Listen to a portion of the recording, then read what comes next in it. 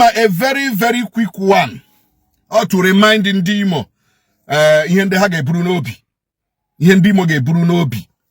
Deka 2027 na Abude Benso. First of all, Ndimo ge Bruno Obi. A working House of Assembly. Ndimo ge Bruno Obi. A working House of Assembly. All these years we have seen House of Assemblies that have not prioritized the interest and welfare of Ndimo. During Udenwa, we saw a working House of Assembly. Even during Ohakim, we saw a working House of Assembly. I will say from Rochas Okrocha till now. Kaina mahu ihe mega.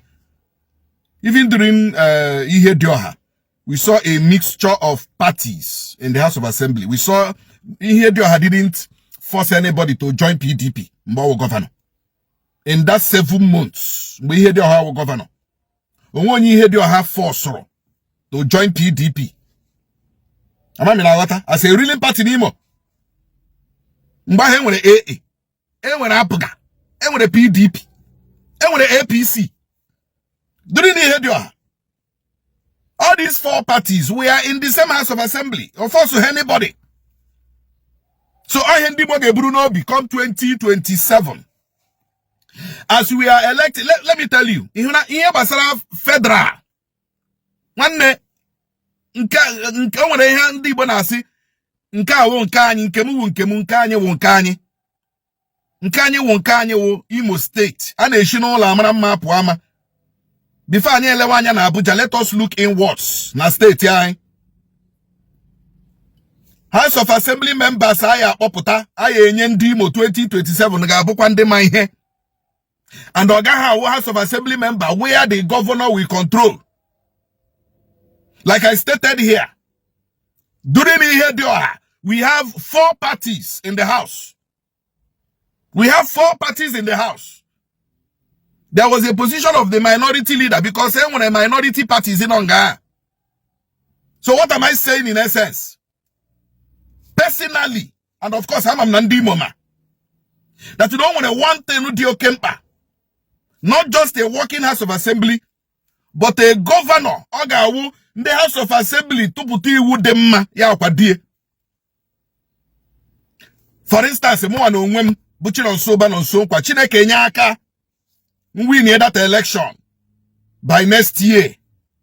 Ihedioha bụrụ governor. Human rights will be taken seriously.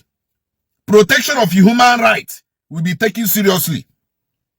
Of course, Sonkwa, as a human rights activist, cannot be in the House of Assembly of Imo State and people's rights have been violated.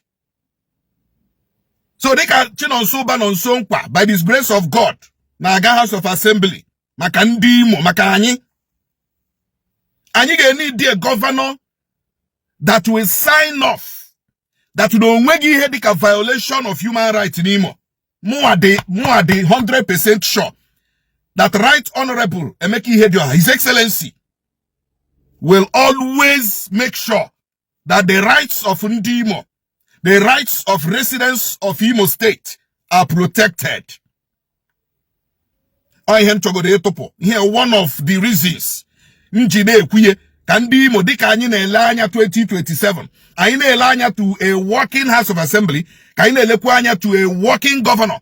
A governor that will respect human rights. And all His Excellency, Right Honorable Emeka Ihedioha.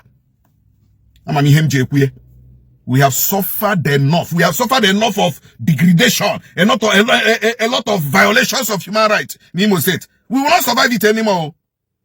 And I can't survive here also. The kind of human rights violation I heard in the past 6 years and 7 years in Imo. I hear also Imo State will not survive it. I'm not going to mad arrest. I'm not going to mad 6 months. I'm not going to mad mad disappear. Extortion everywhere. Because he can mad he name intimidation. Because he can mad he name this, he name that. It will not happen under Ihedioha. Or it will not happen under Ihedioha. Under Ihedioha, it is going to be total respect for human rights. Onye wala kwilo onwe ugwu. Ge madebe ya right bidoro. Madebe ya right ekwoshere. under Ihedioha. I am just support again. Oh yes, and I am just because us animal support Ihedioha on behalf of Imo, so that can be more that under Ihedioha, human rights will be respected. So only one wants to queue behind this particular agenda. We have suffered. Imo State. Oh, maybe Orute Hugi.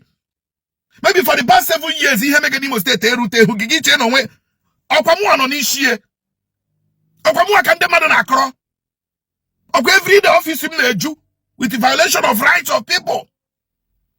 Ama mumbana ebama ogwai na alo. Oshieli ike.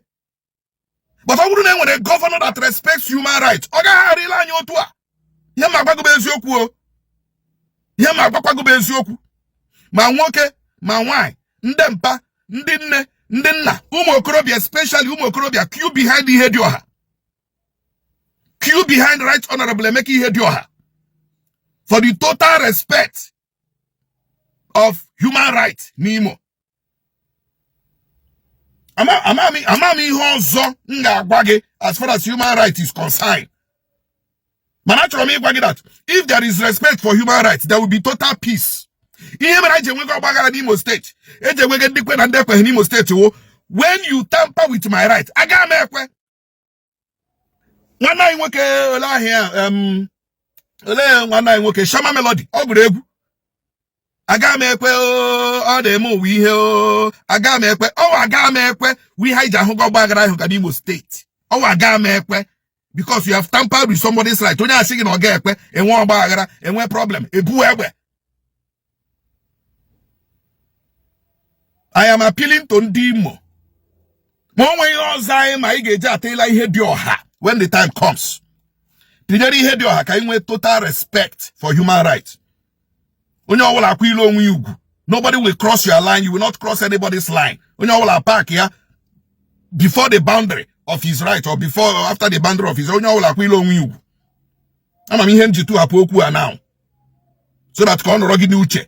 The reason why I get a working house of assembly that will protect the welfare of Ndimo and the working governor that will ensure the total respect of human rights of Ndimo.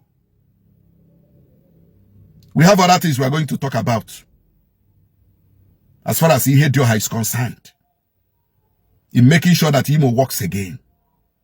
Manehona ken kuru now. Mark it somewhere. Yake egagela brain. Bagage na medulla oblongata. Kiburi anishi. Bageme election. Governorship election na 2027. And Bageme election, House of Assembly election 2027. Ndimo nde wona.